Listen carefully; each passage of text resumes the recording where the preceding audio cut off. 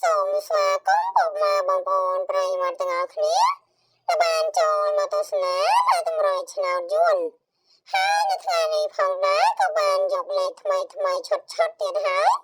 ដើម្បីយកមកធ្វើការចែកជាតម្រុយឆ្នោតយួនហើយការហៅឆ្នោតអវងជូនទៅកាន់ពុកម៉ែបងប្អូនក៏ដូចជាប្រិយមិត្តទាំងអស់គ្នាហើយពុកម៉ែបងប្អូនចង់ទស្សនាជារៀងរាល់ថ្ងៃ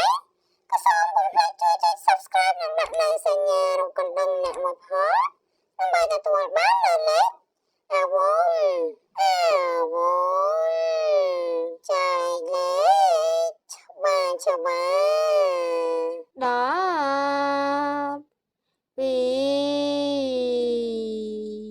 អាវងចែកលេខច្បាស់45 4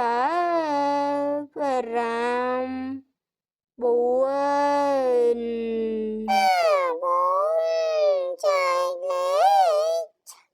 ច្បាស់40